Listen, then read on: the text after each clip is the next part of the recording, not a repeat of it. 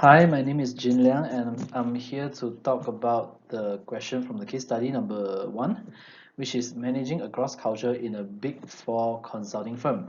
So basically, this case study is about Big Four being very unhappy towards the Asian practice, which is from Taiwan and India, and they sent Mr. Farquhar towards both of these countries to find out the problems and also provide them with a better solution. So, as the question suggests, explain why Taiwanese reacted the way they did. And after the visitation towards Taiwan, Farquhar came out with a Taiwan report towards them, and Taiwanese wasn't very happy towards the report, and we are here to find out why. First reason being low and high context cultural differences. And this is basically about how they communicate and the way they communicate, whether being explicitly or implicitly. Countries such as Taiwan, they usually has a very high context culture, and they communicate towards one another implicitly, and they usually communicate with their body language, or they see a person's social status, or they communicate with the tone of their voice. Unlike Australia, they usually have a very low context culture, and they communicate explicitly, which means that they spoke out words directly and clearly towards one another without any hidden meanings inside. And how this contributed to the angry reaction, I believe is Taiwanese, they don't usually have people criticize them publicly, especially in a meeting. And when Farquhar pointed out their mistakes in a meeting, uh, the Taiwanese react. The Taiwanese are not very used to being criticized like that, and they feel very uncomfortable and uneasy. And I believe that's the reason why they reacted angrily. So move on to the second point. Power distance index. Power distance index refers to the extent of which inequality can be tolerated. And in countries such as Taiwan, they usually have a very high power distance index, which means that they will embrace inequality, bureaucracy, and they have very high respect towards the authority. But then this is not the case in Australia because they usually emphasize more on skills and the capability of one being rather than the authority of the people. And this is very evident in the case of this case study, especially in the lunch meeting with Farquhar, Mr. Tai, and Mr. Sun.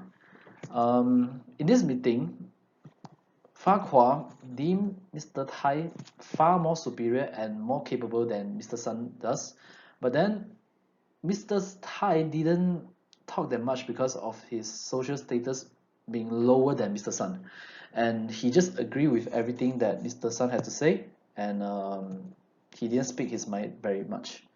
And from this instance, we can see that they have very different thinking, especially from Mr. Farquhar and the Taiwanese people.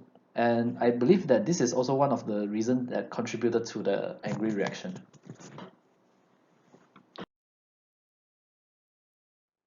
And move on to the third point, which is long-term orientation and short-term orientation.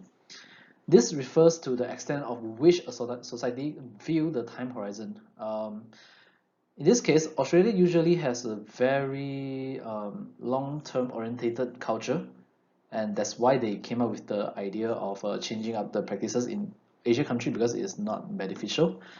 But then, when when it comes to Taiwan, they usually have a very short-term orientated culture, and in this case, Taiwanese practice they don't have much marketing skills, and they believe that marketing is all about brochures and flyers, and this shows that they have a very limited view towards marketing, and they don't look towards the future. They expect immediate results as well, and they focus on present and now rather than the future. So when With this idea in mind, we can see that when presented with the new concept and idea, they will feel very unhappy and uneasy towards the long-term oriented goal, because they are used to being in this short-term orientated environment already. That's why they are very aggressive towards the report. So move on to the uncertainty avoidance index. This refers to the answer sorry this refers to how they can tolerate, or how much they can tolerate the uncertainty avoidance. Sorry. So this refers to the uncertainty and ambiguity, and how much they can be tolerated. So a culture with a high uncertainty avoidance index, such as Taiwan's, they usually minimize the risks that they are going to face in the future, or they just don't change at all to take on the other risks. But then this is different in Australia, because they usually have low uncertainty avoidance index. They accept challenges and they have very high tolerance towards the uncertainty. They are very willing to take on the risk. So how this attributed to the angry reaction?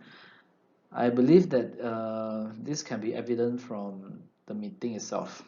So when they are presented with the report,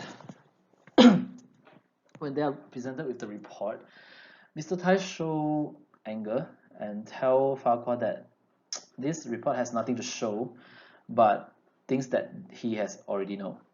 And from this comment, we can see that they are unwilling to change, and they are unwilling to have to embrace the best practices that Mr. Farquhar has to offer.